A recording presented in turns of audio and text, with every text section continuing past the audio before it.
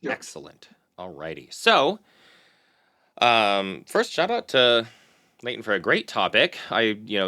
Usually around this time, I give you guys kind of more of a finishing up, final, what I feel like you guys should all take away from the lectures we've given and from residency, and just kind of tips to have the first few years be better. And I like this idea of, all right, what is it in the first 5 years that you need to be watching out for? What are the lessons that we could take from it?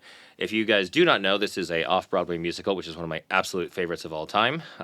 Jason Robert Brown is fantastic. And if you don't know what it is, well, then you should definitely look it up. It was a movie. The movie's fine. The original cast is much better. But that's how I think these things normally go. Anyway, here I was, and this will be you very soon with Steve and Nisha, and it took a lot.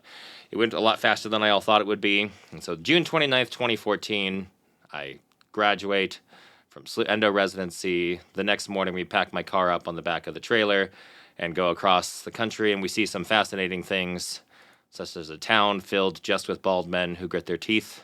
My dad and I stopped in Denver and had fantastic beer at a brewery that unfortunately no longer exists, but was very, very fun. And then we stopped in West Wendover, Nevada, which is the border town with Utah, and got to see some of the most amazing, ridiculous people in the entire world. That's definitely outside of what I'd put on the internet for those stories. But next time we hang out, I will tell you the stories about some of these strange, strange people I saw at the Montego Bay Casino and Hotel in West Wendover, Nevada. Anyway, 3 days and 2,000 miles later, I get back to my childhood home and have the question, now what? And we've talked about this, of the importance of having that vision and your mission. And for so many years, this was my vision and mission, was to first get into dental school and then be a dentist. And then I went to GPR, and then I did my endo residency. And now that I finally got there, it kind of is a, what do you do from here? And that's why having something a little bit bigger than just the goal oriented is so important, because you're going to get out there and you're like, cool, I caught you're like the dog catching the car. You caught it. Now what? And that's kind of what we're going to be talking about here, is the lessons that I took away from the first about 5 years. And the timing actually was perfect. Nice job there, Leighton, because it took forever for me to get my license in Nevada. So my first day of actual practice was October 29th, 2014. And I technically opened my own practice October 19th, I started 2014 and I opened my practice here October 19th, 2014. So almost exactly 5 years later, I'd gone through many, many different relationships. We had a kid, like it was all this crazy stuff that had gone through. And here we are 5 years later. And so what can we take from all of that? And so we're going to divide this into three different things.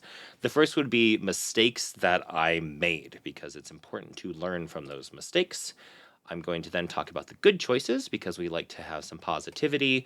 And then we're going to finish up with some overall takeaways. As always, if you have questions or want to interject, please do not hesitate to do so. So we're going to start off with mistakes.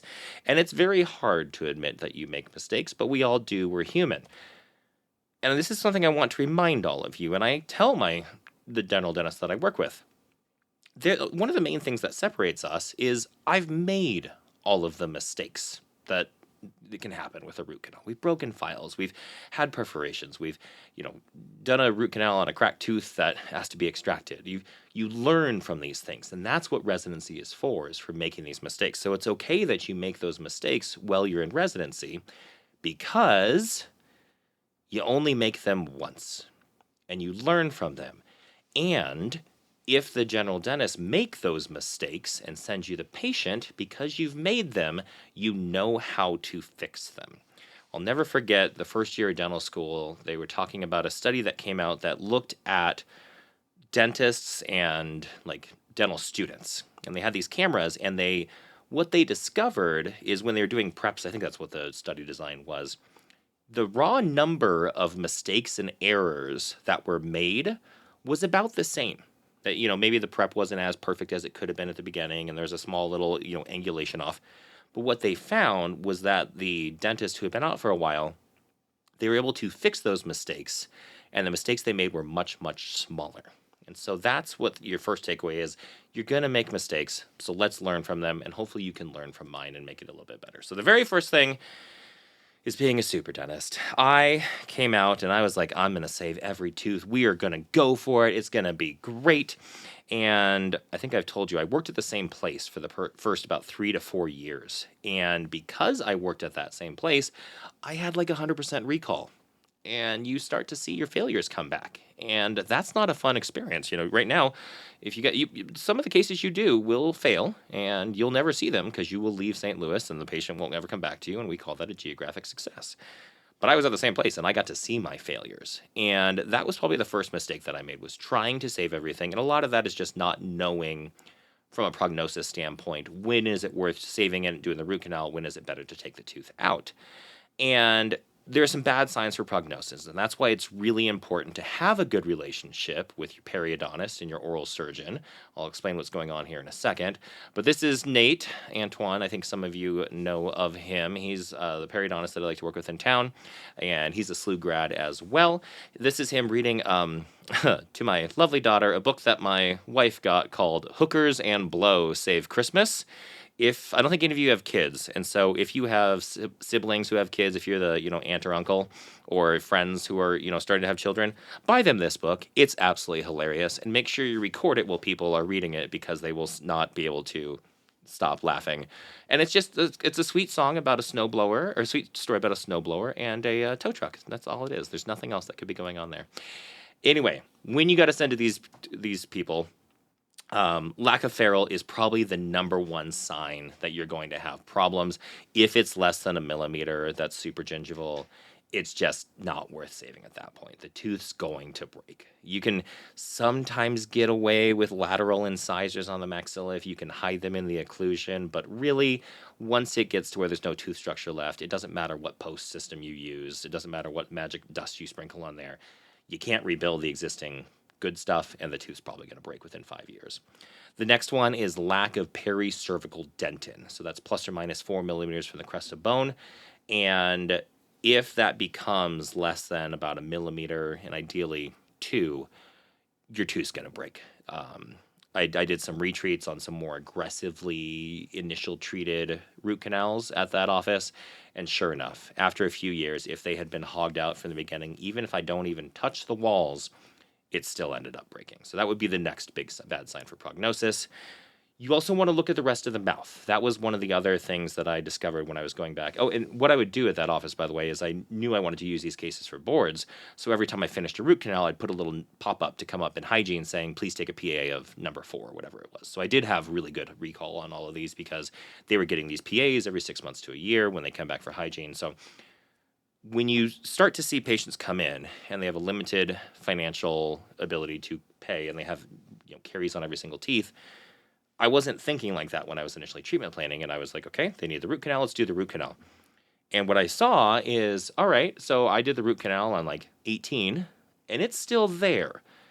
But they weren't able to get the caries under control because we used up all their funds for the root canal, and now they need 6 root canals, and now they're getting extractions done. And this is one of those things that they don't teach you in residency, but I have, is you need to look at the rest of the mouth and see kind of what's going on there. And in that same note, you need to look at the rest of the patient and see what's going on there. Are they going to make it for 5 more years? And we do talk about, how we treatment plan and how we change things, and I'll get to that in a minute. But I think that lecture I gave you guys on prognosis and how to treatment plan these things in the most recent one, hopefully was useful, because it's really important to make sure that the work that you do, what we do is expensive, and it's really important to make sure that that work is going to last and that the patient's going to get value out of it. By the way, this was Chris and I. We were camping, and we were going to make scrambled eggs, and we didn't have a bowl or a whisk, but we did have a bag. So I cracked all the eggs into the bag and then just did this. And it actually worked out pretty darn well. We were able to make scrambled eggs out of that. So that's what that very silly the picture is there. All right, next big mistake that I made was being anti-implant. And I think a lot of this came from when I was in dental school. Implants were starting to become more and more common. And I got told all the time, don't go to endo. No one's going to, in 5 years, everyone's just going to get an implant. And I think I had and a lot of the like early TDO conversations were very anti-implant as well, and very like do the root canal only, which is probably why I did more root canals than I on cases that were more questionable. And what uh, what I've learned, and one of the big ones is when I went down to the Spear group, we actually had a big group that went down and we did a implant 2-day seminar thing. And I went and I was ready for them to just be like, oh, root canals are terrible, extract them, they're the worst. And they weren't. They were actually very pro save the tooth because there are certain things that implants are really good at and there are certain things that they're really bad at. And learning these things makes you a much better endodontist because by knowing what is possible and knowing the limitations, it allows you to help advise the patient better on whether or not they should get the tooth extracted if it has a questionable prognosis and if an implant's going to be a good option for them, or if an implant's a terrible option for them and you want to try and save the tooth. The other thing that I made mistakes on was we need to start treatment planning as if everybody is going to live to 100. And that, I tell patients this on the daily. I'll have 55-year-olds tell me, is it even worth doing it? I'm going to be dead in 5 years. And I was like, you're on no medications and you're healthy. You got, in my book, you have at least 45 left. So yes, we want to save the tooth. But when you treatment plan to 100, it's going to kind of start to change your mindset here because you need to look at the entire patient and look at the entire mouth. It's not just about that tooth. There's a person attached to that tooth. It's like that Pankey quote that I like to say of, I've never seen a tooth walk into my office. There's always a patient attached to it, and it's really important to realize that every patient is unique and you have to treat them like that. My new rule, I think I've told you this before, it used to be I wanted to have 5 years of success, and now I moved it to 10. And I think the 5 year came from like that's when insurance will start to cover retreats. So sure, I guess that made sense. But I started to see some of the failures come back at the 4 year mark, and they weren't happy. And I wouldn't be either. So that is my new number. If I do not think the tooth is going to last 10 years, I always tell the patient, I always have a conversation with them and let them decide whether or not it's worth rolling the dice. Then you document the crap out of that because they'll come back and say, you never had this conversation. And you'll say, yes, I did. Here it is. And then the other big one that I hope you guys took away from me is it's very important.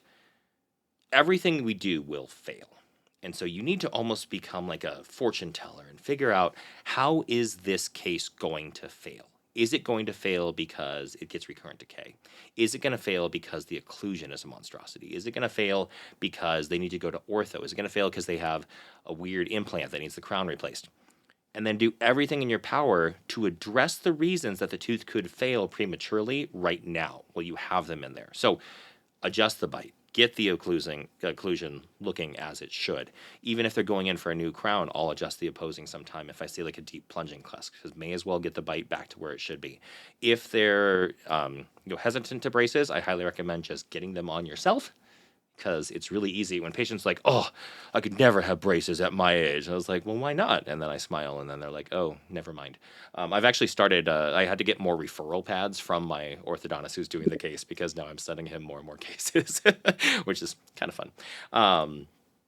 Another big problem and a mistake that I made was trying to come off as, I think too smart would be the best way to phrase it, but knowing it all, and I want to make clear, we're not talking about Dunning-Kruger effect. You guys should all be somewhere out here where you're starting to have more competence, but your confidence still is probably not as high as it will be as you do more and more cases.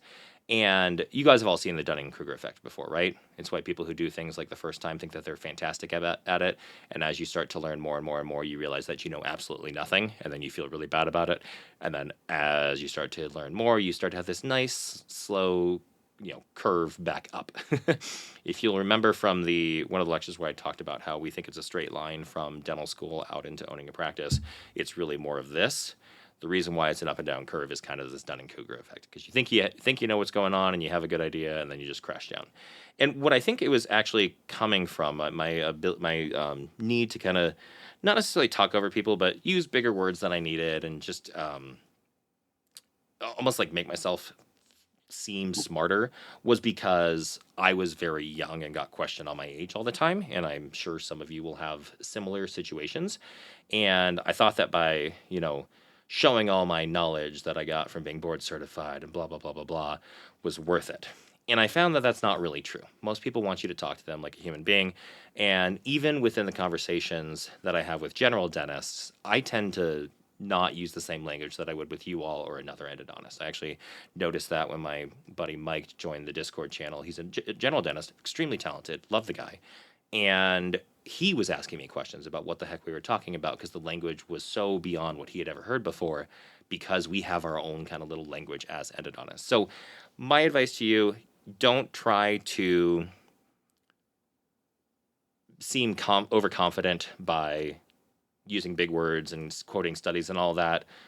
Just be confident. That's really hard to do, so I get it. But what I will tell all of you, and this is where kind of I am right now, is the more I learn about pretty much anything, the more I realize that I don't know, and pretty much we don't know either. So be careful because confidence is super sexy, and you'll see a lot of presenters, for example, at the AE, come out and have the utmost confidence. If you use this, you're going to have success. Your dad's going to finally tell you he's proud of you. Your wife's going to love you. Your kids are going to think you're the best dad ever. And all your dreams will come true if you just do these one things. Obviously, it's not that ridiculous, but I have seen some pretty ridiculous presentations at the AE before. And that is where you need to be careful. I would trust people far more who come with we don't know everything, but here's kind of what we do know at this point, and I'm open to changing my mind after. So, for example, why do root canals work? Second years, you're about to graduate. Have you guys taken written boards yet? Yep. Okay. Why do root canals work? Well, oftentimes you eliminate the source of pain and or infection Okay. Infection. while the body's What else? healing. How do we do that? What do we need to? What are the endpoints that we need? Well, some of the things we look for is healing of the periapical radiolucency, resolution of symptoms. Got it. Perfect. And you're doing a great job. I'm not going to make fun of you. Okay. So you nail. I kind of figured out we'd have some of these things, and so we have the Kakahashi. We got to remove the bacteria, get them down to a level that's totally valid. I think we ran into a problem because we said that we sterilize everything, and then we have all these SEMs showing no, there's still always bacteria inside the teeth. So it's not we get rid of all the bacteria. So, but we do need to get rid of some. I think that has been pretty well shown here. You can also have the process centered.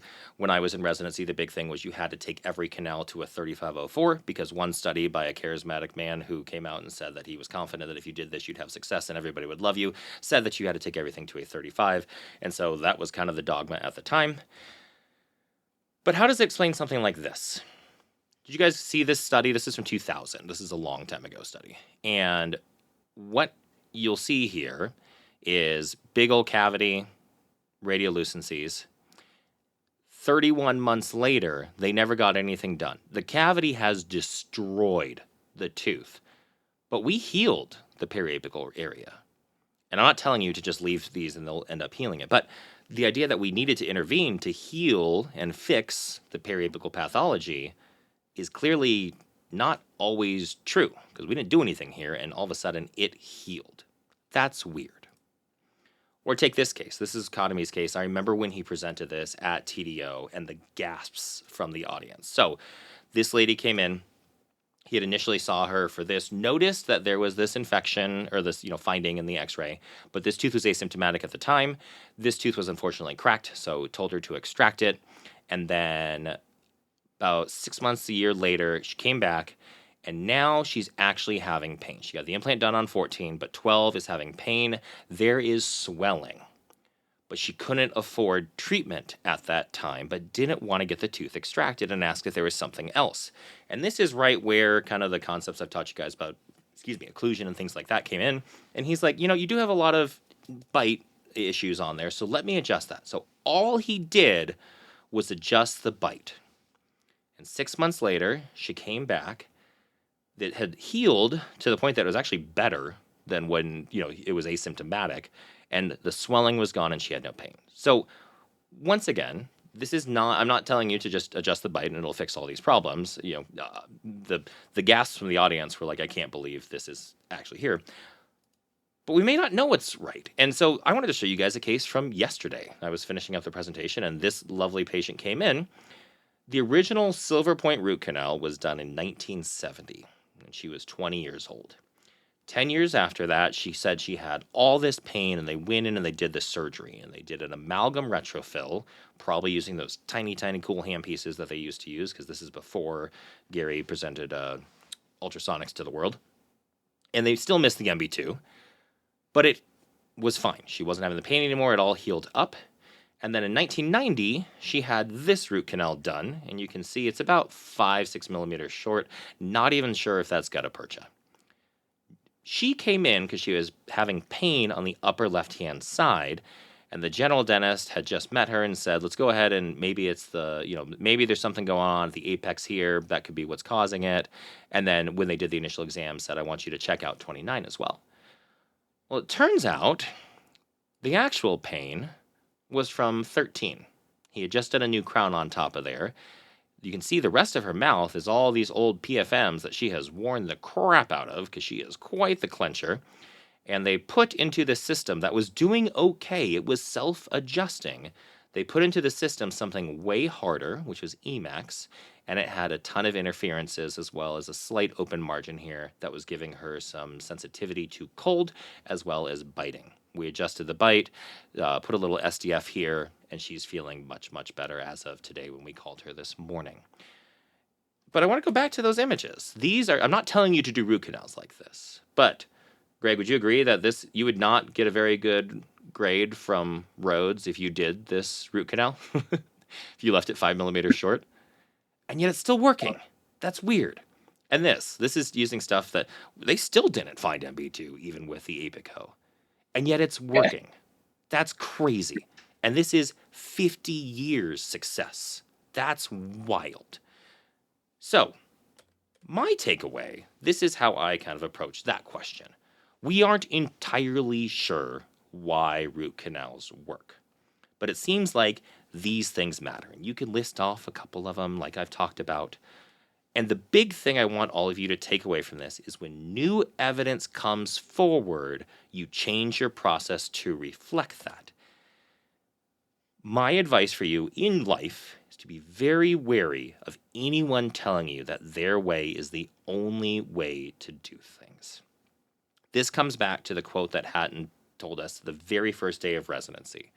You spent the last 4 years learning what to think. I have 2 years to teach you how to think. And I'm hoping that you guys have started to realize how important this is. Because half of what you have learned and half of what I have told you is wrong. I just don't know which half it is. And it's up to you to use your big brain and your ability to logically process through things to continuously adapt as new information comes out. Fun fact, by the way, I told Hatton, I was like, oh my God, do you remember what you told us the first day? I was like, told him, and I was like, I tell the residents this, I've told so many people, and they all think it's so inspiring. And he's like, yeah, I didn't tell you that. He's like, thanks for the, accolade, but I didn't tell you that. And I was like, no, you did. Like, I wrote it down. Like, I take notes on everything. And he's like, oh, yeah, I don't remember telling you that. In classic, I love Hatton so much. Okay. Any questions on mistakes so far? It's not fun to tell the whole world that you've made mistakes, but you will because we're all human. That's what keeps us all together. Any questions so far? Fantastic. All right, good choices. My wife said that if I did not say that she was a good choice, she was going to murder and then divorce me, probably in that order, knowing her. So make sure you have a good partner in life. I know a lot of you are in either married or engaged or in good relationships, but it's really important. What we do is weird, and we need a lot of support. And if your partner isn't aware of that and isn't ready for that, they may not be the best one for you. Also, divorce is really, really expensive. So don't go through that process if you can avoid it. Okay, I gave this, some of this is a repeat from last year, but I still think it's super important to get involved. And that can be anything from joining a study club, get board certified. It is important for the specialty. It's a good process for you to go through. And what I'll tell you is we need more endodontists like U6 to be board certified, who come through and realize that it's not just about those 4 years of memorizing everything and regurgitating it. The important thing and what a board certified endodontist should be is someone who's able to take the information, and it doesn't matter if you can rotely remember the year and the author and what it is. It's more important that you know that the takeaway can apply in certain different ways. So that's why I want you guys to get board certified, is we need more people like you out there teaching this, saying these things, and we need less and less people who think the only reason that you're board certified is because you were able to memorize a bunch of crap. However, you do have to memorize a bunch of crap, but it is worth it. Do it right now is the other really big advice. Do it before kids, do it before all the insanity. Do it right now while everything is still fresh. Get the oral boards done as soon as possible after residency, because you're still going to have all that the information. And then you can do your case portfolio up to, I think, 5 years after. So you have some time to build up those cases, but start having a list of ones that you think could be a good option for you. I have shared my 10 board cases with you, so you have an idea of what those cases look like. I think it's down to 5 now, too, so it's a little bit easier to get all of them. But get board certified. Get involved with organized dentistry. There's a couple of reasons for that. Number one, we need more people like you. We're the 14th district of the ADA, and in the state level, of all the 14, there's 7 states. There are only 2 out of those 7 states total. We need to get out of the office, go talk to other people, and get involved, because our viewpoint is an important viewpoint that is definitely missing from the conversation, and that's what I charge all of you with, is to go out and get involved. It also makes you look much better to referring doctors when you have that confident ability to go out and speak and be seen as a leader. They tend to, I think, appreciate you more as a leader in your own practice as well. So it is a good practice builder. So there's other reasons for that. Obviously, talking to you all has been amazing. I have changed so many things, because when you lecture to residents and when you do something stupid like put it on YouTube, you have to go back and think about things with a much more critical eye than you would if you were just having a normal conversation. And it has made me rethink how I do so many things, and I have improved so many things. So I want to thank all of you for being willing to sit here and listen to me talk for, an hour a month. It has helped me, I think, as much as hopefully it has helped you. Obviously, the YouTube thing has been beneficial. I have learned a ton from the viewers, and I always remember Jared Buck, one of my mentors, saying that endodontists who take photos are better endodontists in general, because now there's proof of it. You have to get it clean. And so before you restore the tooth, yeah, you're going to go back and get that little bleeding spot because you don't want to take a picture with blood inside there. And I was like, well, you should hope that they would do it beforehand, but we all know that people can sometimes cut corners. And what I will say is that all of that is amplified by 1,000 when you have to make a video and put it out to the entire world to see. Don't do this. It's not worth it. But we do need more people out there kind of talking about these things, and I would recommend doing it on your preferred social media platform. So if you're on TikTok all day long, it's not hard. Pick up your phone, make a quick video, talk about root canals, get the information out there so more and more people can see it, and we can advance the specialty together. I would also recommend getting involved with organizations within our specialty. I think some of you know I went through the process and am now a member of the IAE. There are other ones that you can do. And the final one, I'm not sure how many of you have connections with your undergrad, but I am double UOP for both undergrad and dental school. And I'm one of the alumni representatives for Reno. And it's been really nice. For those of you who don't know, there's been some tumultuous stuff going on between the administration and the dental school. And I was able to actually talk with them and talk with the president and talk with some of the higher ups and give a perspective that I think they hadn't heard. And that's very cool. And that's what I think is so many endodontists, we do our root canals, and then we go home and we don't get involved. And because of that, our voices aren't out there. So my charge to you is get involved, get your voice out there, help make things better. And I want you to all do this with me. I am one of the crazy ones who thinks that we can change the world. And as much as Steve Jobs is inspirational, Reminder, he also got it behind the bastards about him, so he does have some dark demons. And one of the things that I think he really failed at doing was giving credit to other people, because Woz did most of it, let's be real. Sorry, I'm getting into nerd talk here. But I'm going to quote the one of my good friends and mentors, Dr. Nader Nanashahi, who was one of the associate deans when I was in dental school. He is currently the dean at UOP, and in a few weeks he will be retiring. And this is one of his favorite things to say, which is, if you want to go fast, go alone. If you want to go far, go together. And so my charge to all of you is to come with me.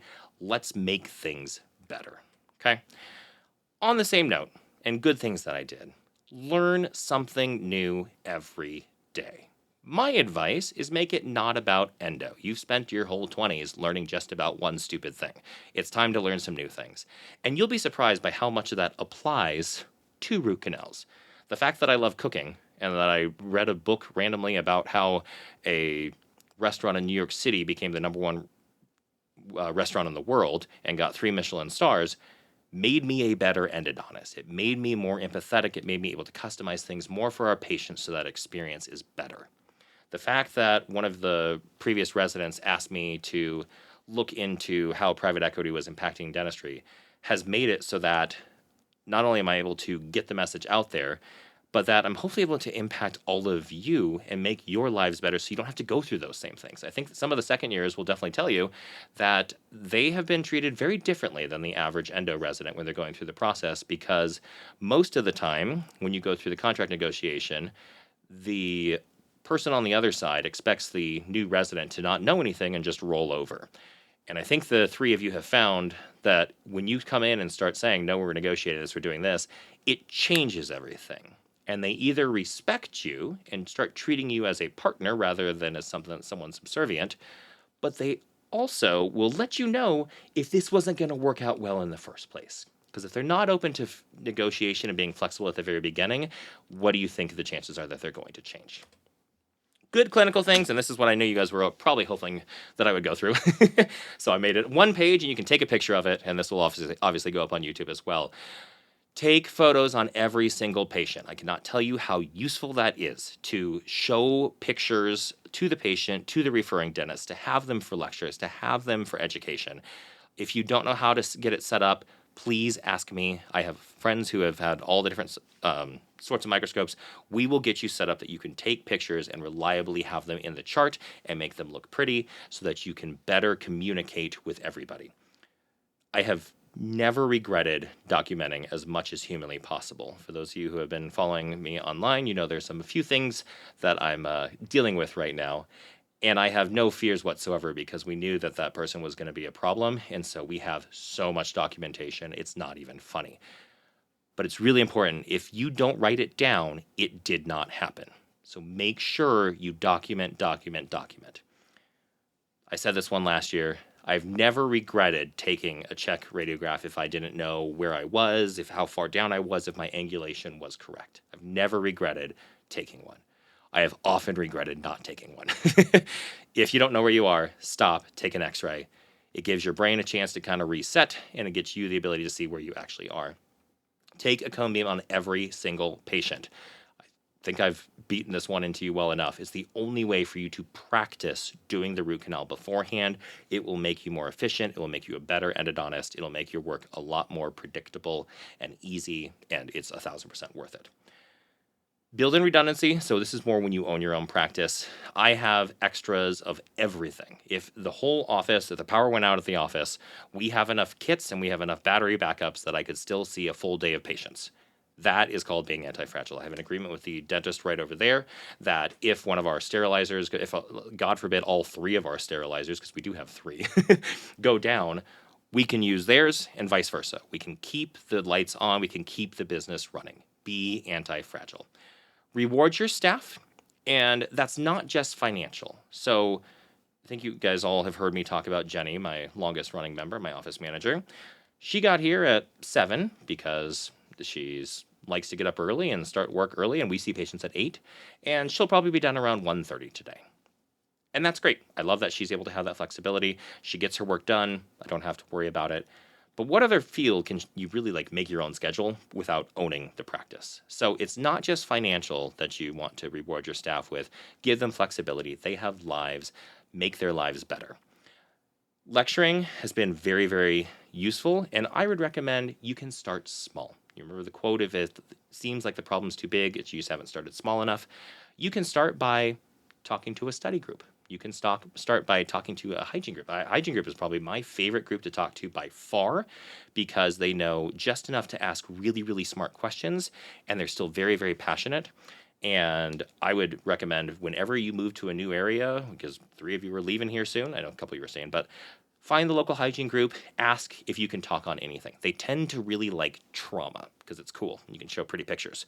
And if you need pretty pictures, I'll show you. I will get you. If you guys haven't got enough yet of all the trauma cases, I have pictures of all of them. I will definitely send them to you. Learn how to restore teeth. I take most of my CEs on restorative at this point because it is constantly changing. And if you're going to restore teeth, you need to do it better than the general dentists do. The case that I just stepped away from had really deep caries along the facial of number 18. I'm actually going to make a video of it, so it will eventually be on YouTube as well. But we did it under the rubber dam. We used the most modern and stupidly expensive bonding agents. We aerobrade everything. We get the caries out. I did deep marginal elevation. I prepped the crown pretty much for the general dentist. And if you're going to be doing restorative and all you do is just shove some shitty composite in there and say, there you go, it's restored, they're never going to let you do it. But you want to be able to restore teeth as well as you do root canals. That's also why I don't do implants, by the way, is because if I were to do it, I would want to do them as well as I do root canals. And I don't want to spend 11 years trying to learn everything I possibly can about implants. I also work with an oral surgeon, you guys. 2 final ones, be on time. This has been instilled in me since high school with my band and choir director. I can still hear Mr. Varoff yelling at us. Early is on time is late. Respect other people's time, show up on time. And the final one is take notes. If you guys have seen me in any lectures, I am still out there with my iPad typing away because while you might remember some of these things, you don't remember everything. And if you saw on Discord, I recently just sent out all the notes I took from the suturing lecture of the AE this past year. And I've sent out stuff from 4 or 5 years ago from IAE lectures. And it's really nice because you're not going to remember all those things, but you may want to go back and look at them later. So my advice, take notes. It is worth it. And make it in a way that you can search it. So do it digitally. I'm also of the AOL Instant Messenger generation where I grew up doing this all day long. Miss Mavis was great, but AOL taught me way more on how to type fast. So I'm able to type pretty darn quickly there. So a few more things. Grow things. Go outside. I wasn't kidding when I said that I have a thing of, if you guys can't see that says Save the Bees. And it's a bunch of local wildflowers that I plant around the area so that we can help things. Sometimes you'll have your dogs help you and they'll dig holes for you even when you don't want them. And sometimes you'll have a lazy dog over here who just keeps getting dirt flung on him by his sister. This is Louie, by the way. He's not here today, but that's these are the 2 pups that we have, and we're planting a lot of things in the backyard. So it made me think of it. We were designed to be outside. If you think about that, we weren't designed to be in an office all day long staring at screens, looking through microscopes. So go outside. The other thing, and this is also in that planting thing, is stay curious. So yesterday, I went to Trader Joe's. We're having some people over tonight, and I needed some ingredients for dinner. And they had a Venus flytrap. And I was like, you know what? The girls would love this. Let's go ahead and get it. And I said, I don't actually know anything. What do Venus flytraps need to live? So do you guys all know where Venus flytraps are native? Where they're from? Take a guess. South America. South America, right? I'm like, they're probably from the Amazon. They're supposed to, they're one of those cool, pretty plants. They're from North Carolina. They're from the United States. And they're designed to be in this really nasty soil that has no nutrients. And that's why they capture flies and other insects, is to get nitrogen from the insects instead. But they have a lot of requirements. They can't actually have any minerals in the water. So you actually have to give them distilled water. And you can't use any like nice, miracle grow soil. You have to give them really crappy, terrible soil because they're designed to live in that. And that's all something I learned yesterday. I don't know how that will make me a better endodontist, but I wanted to show you that I have a clear example of how staying curious and keep learning everything is so worth it. Okay, The next lecture I will be giving to you all next month is going to be on ergonomics and how to prevent injury. If any of you second years want to hop on for the lecture, it's always at the same time. We'll give you the date. It's always 10 o'clock Pacific time. And I'm happy to get you guys the Zoom link. It'll also be on YouTube eventually. But this one's really important to me. I think ergonomics is one of the stuff we don't really teach really well. So, stretch. I'm going to give you the very quick abbreviated version. I've been working with my trainer as well as my bodywork guy on different stuff that you guys can do in residency. One of the quick things, after every single patient, go into a door frame, put your arms up, move forward, stretch, and get that back loosened up, because we spend so much of the day hunched forward, we need to work that area. On that same note, start lifting heavy weights. Greg, you don't have to listen to this part. Everybody else, start lifting heavy weights, especially you, Emmy. I know that you're such a bodybuilder, but you want to make sure you're engaging your muscles, that you're engaging the bones. And when you're out, get a trainer. You guys can afford it. You're going to be endodontist. Right now, I know it's tough, and that's what the lecture will be geared towards next month. But go get a trainer. It's worth it. I know they're expensive, but if it's $50 every other week, and you're able to practice for 5 more years, the math works out a lot more in your favor to keep practicing and keep being able to do it without pain. As another example, think of how many of your faculty in dental school were there because they had hurt themselves and had some musculoskeletal injury. I think at UOP it was above 80%. So you don't want to end up like that. This is how we prevent it. Eat good food. I think you all know that I am very much a good cook, or I do like to cook, and I try to make everything from scratch. Don't eat crap. Keep good snacks in your office. We do have a bag of pork rinds over there for the staff, but that's a different story. But go out, enjoy new things, learn new things, eat good food, and go outside. Go outside in between patients. I take my coffee breaks out on a little patio back here and look at the flowers that are coming up from me planting them. So we're designed to be outside. Take some breaks. Mental health is super important, as is physical health, and that's what the first few lectures will be for next season, as it were. Okay, patient advice. I heard this quote recently, and I love it. When you're talking with patients, I want you to assume that they have infinite intelligence and can understand things, but they have zero knowledge of what you're talking about. And what this means is don't use big words when you talk to patients, but don't talk down to them. They're smart enough to figure it out. You just need to communicate in a language that they can understand. One of the ways you can do this is to record yourself and then play it back. Be careful, look up the laws in your state on like 2-party, 1-party consent states, but it's not a problem to just take your phone, put it in your pocket, hit record when you go in, and then play it back. Listen to how you sound. Now, you're going to hate your voice. It's just a well-known phenomenon. Eventually, you start to learn not to. If you make a lot of YouTube videos and have to edit them and listen to yourself, you will learn. But you'll also start to see some tics. How often do you say How often do you say like? How often do you say so? How often do you use filler words when you could be more effective in your communication? Do you sound confident? Do you sound like you're questioning yourself? You can't tell that until you play it back. And I will tell you, one of the things I learned from doing YouTube is my communication has improved immensely. And the other thing is I'm not as afraid of silence. I think a lot of us want to fill in the words. That's why we use words like so, just, like, things of that nature. And it's okay to have a little bit of quiet. And it's one of my very most favorite things I do with patients is if I have to ask them something difficult, I'll ask them it and just sit there and wait. And the discomfort will eventually be so much they will want to say something, and I'll get the answer that I need to help make sure we treatment plan as best as possible. Do you guys know the average reading level in the United States? Grade. It would be like what grade reading level? 5th? I think I've told you this before. It's technically the 8th, but somehow 54% of adults read below a 6th grade level, and 1 in 5 read below a 3rd grade level. So do not communicate with your patients like you do with each other, is my advice. Don't treat them like they're stupid. Treat them like they don't know all the same words that you do. And it's really important to communicate effectively so they understand and they can be part of the treatment planning process. So think about this.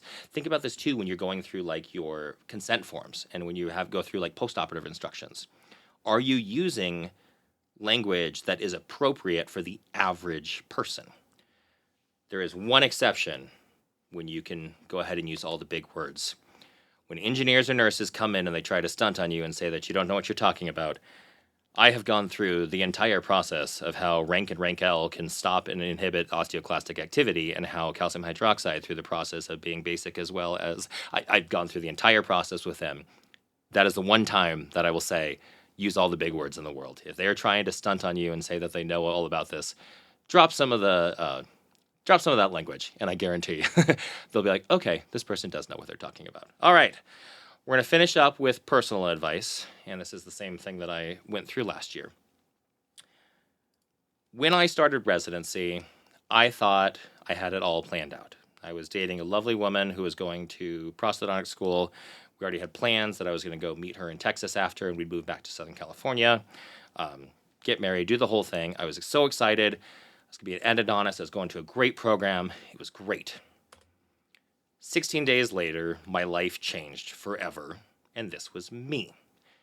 The reason why that happened was on that day, this was my apartment. So this is off of Lindell, the apartment's right by the Sketchy Schnooks. I lived there, and it burned down. And then 2 weeks after that, I got dumped. And so now all of a sudden, I'm living in my friend's basement, literally.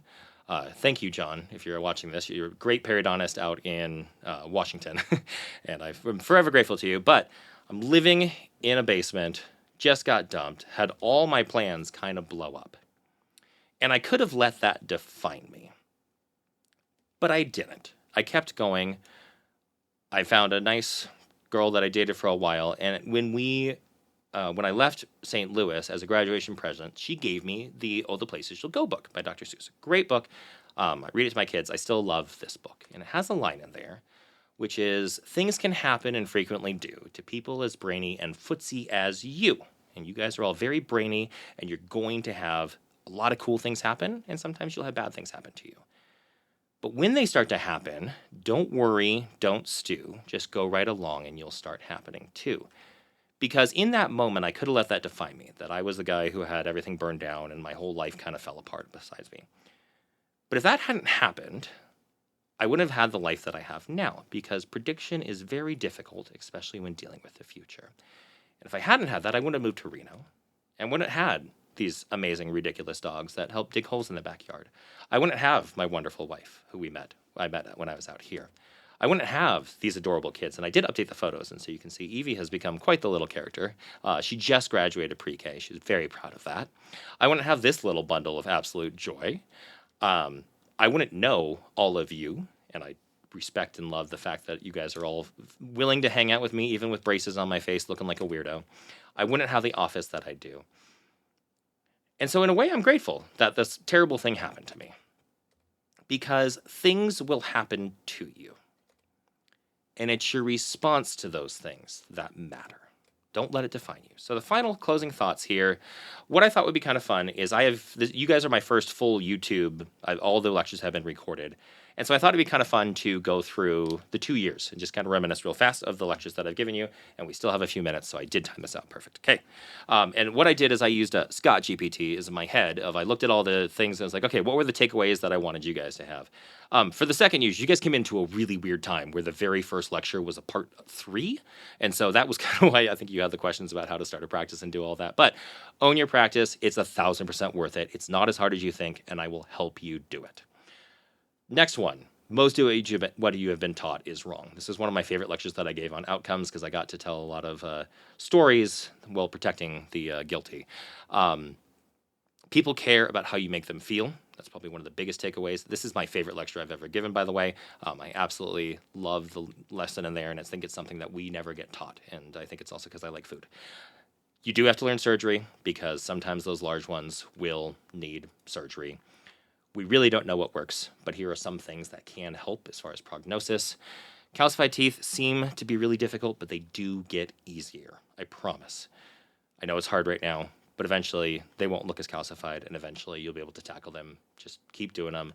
Knowing how it happens and what it looks like makes a big difference. Trauma, I think, was one of the other really good lectures we had. And it's nice to stay up to date. And so I'll continuously give trauma lectures as they keep updating, because that's the thing. They always constantly change. But usually I don't have to do a root canal with trauma cases. And for the second one, which was just on avulsions, put the tooth back in the mouth. That's the only thing. I need to almost make like a public service announcement to get out there of like, put the tooth back in the mouth. Modern Access Techniques was telling a lot of the very nasty stories about the 90s and the wars that happened between, because sometimes endodontists are assholes. For how to actually access the teeth, use a cone beam. That's probably the best way to do it, but also as you do more and more, it becomes easier. 1 year ago, I gave you the lecture on keys to a good career and good life. Plant trees, and one day you won't worry about root canals. I still think both of those things are important.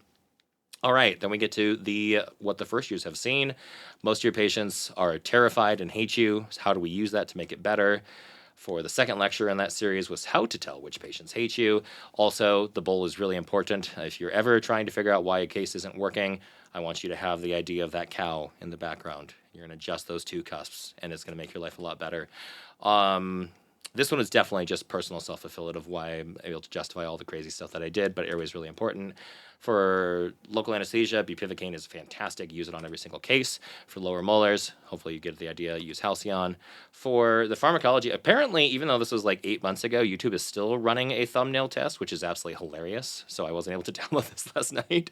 But the YouTube messes up thumbnails. That's the takeaway from here. But the best drug is the one that your patient will take. For the second one, steroids and Halcyon, super useful. For private equity, using the word allegedly just all the time. I think you guys got a few more about that. Figuring out your vision, you don't have to be miserable. It's worth putting in the time now so you don't get lost at that 5-year mark. For treatment planning for endodontists, patient matters a lot more than the tooth. For this one, sometimes the recording doesn't work and I have to re-record everything, which I'm in the process of doing. But seriously, own a dental practice. The final takeaways I want to have for all of you. You are loved, and you are valuable, and you have so much to give to the world. Don't ever feel down, and if you do, you have my contact information. I am here for you day or night for the rest of my life, okay? One day, very soon, I promise, you will not worry so much about root canals. Never stop learning, continuously stay hungry, continue to grow, and make everyone and everything you find better than you found it. It has been an absolute pleasure lecturing to all of you for the last 2 years, and I will continue to do it for as long as they let me keep going. And then one final thing I ask you guys, I never want to give the same lecture, and I want to always learn from it. So if there's something that I've taught you over the past 2 years, or even year for the first year residents, there's something I've taught you that's been really beneficial that I could focus more on, please let me know. If I didn't cover something as well as you would have liked, please let me know. This is no shame. I learn from all of you. I give a lot of lectures, and I say this to every time. I do read what they put in the reviews, and I use those to help make things better. So if there's anything that I can do to make things better, I ask that you let me know. So any questions? I know that was a fun one. Hopefully you feel a little bit inspired and a little bit better about yourself.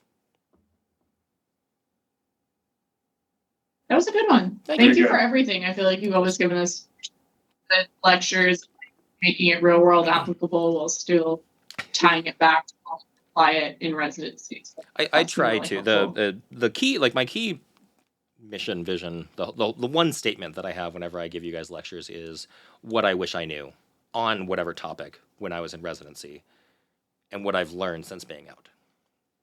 So hopefully that's come through, and you guys you feel like you're a little bit better at it, honest, because of what I've taught you.